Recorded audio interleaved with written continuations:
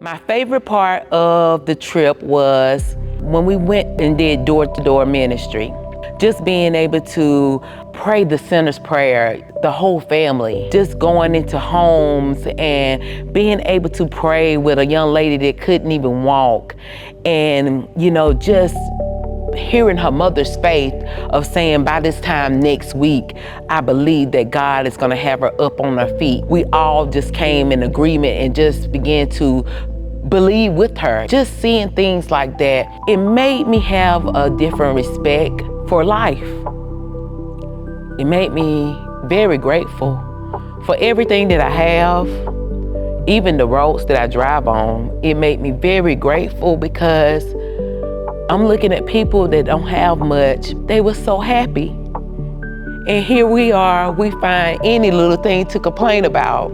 My first day there, I found myself up early in the morning, just repenting of my sins, like things I've took for granted, things I wasted, repenting and praying for the people.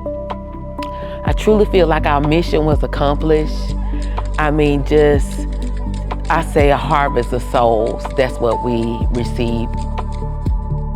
God had really put it on my heart for this trip to minister and talk to the young girls of the village because they don't necessarily have a lot of opportunities and they're always at home helping their mom. So I was really praying that God could open up their hearts and help me be able to step out of my comfort zone. And all of a sudden, all these girls started swarming this area.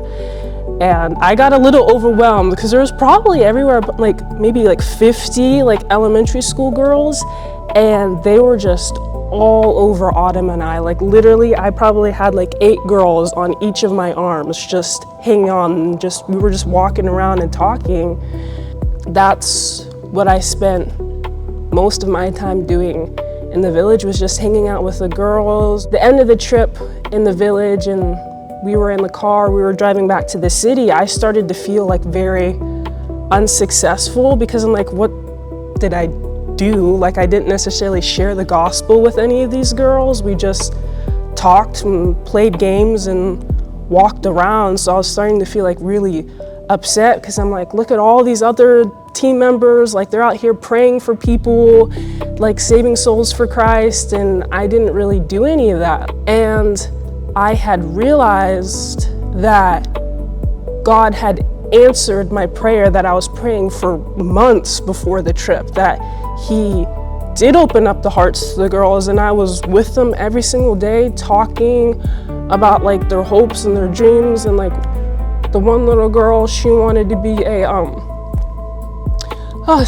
pilot. And I was so what are you gonna do? What are your steps? And she's well, I never even thought that far. I never realized that I could do that. I'm you can't do it. You have to stay in school. You have to focus. Don't let any of these boys distract you.